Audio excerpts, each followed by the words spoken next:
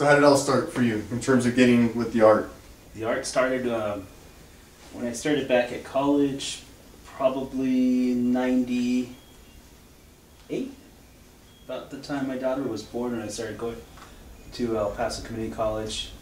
Originally I went to school, I wanted to be an architect, and they had an architect program there at El Paso Community College, but then I got sidetracked.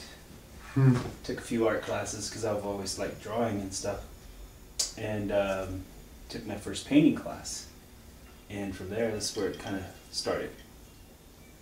You said you weren't really like the artsy type? Not at all. So how did that evolve then? Like what was the evolution into that? Like what first attracted you to? I like the I guess just the way of expressing myself, just letting it go, and just doing whatever I feel. There's no that's what I'm looking for. I guess there's no boundaries in a sense.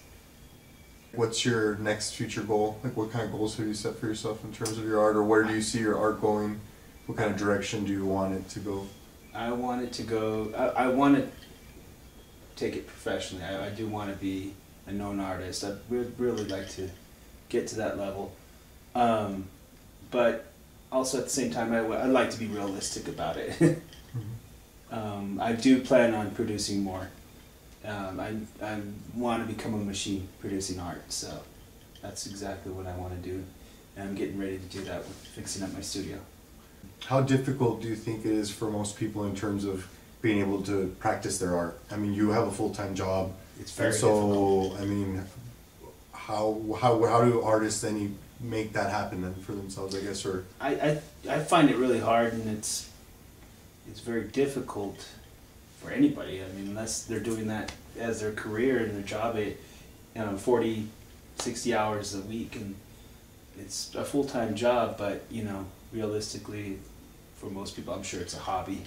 Do you have a favorite piece of your I do, art? yeah. Which one is that? That's the one I gave to my brother-in-law and my sister-in-law for their wedding. Can you describe that piece for us? It's very surreal, kind of a dreamscape type. A lot of earth tones to it. I think it has kind of a Native American feel, almost ancient. There's no title to it. I just painted it for them just before they got married. You gave it to your... My brother-in-law, yeah, Adrian, and my sister-in-law, Becky. what is your most used medium, or what do you feel comfortable in terms of your art? I use I have a certain palette that I like to choose. I like cerulean blue is one of my favorite colors, cadmium red, burnt sienna, raw sienna. I like using glazing technique. It's where you use transparent colors using a medium like a galkid, alkyd, or even linseed oil mixed with a varnish, thinner. There's different types of paint too. You know, there's opaque, it's a little thicker, not as transparent. And then if you go into some of the more transparent colors like ultramarine blue, you can almost paint over a color, and all it does is create a shadow. You know, as a kind of a tone ground, maybe build up from there.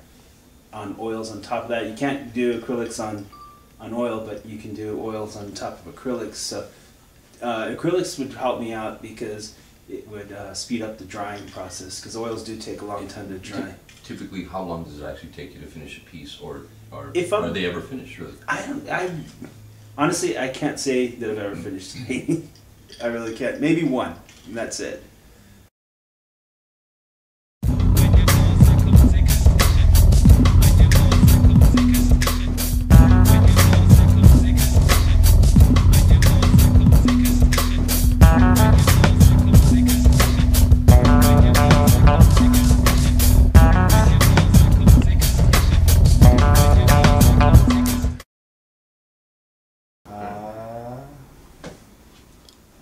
You got it? Alright. Well, you don't have to be all dramatic about it or anything. Big was. It's video sync purposes, that's all that's for. Oh, I know. Alright, I mean you can't move because we're going to bring shadows over. Anyways.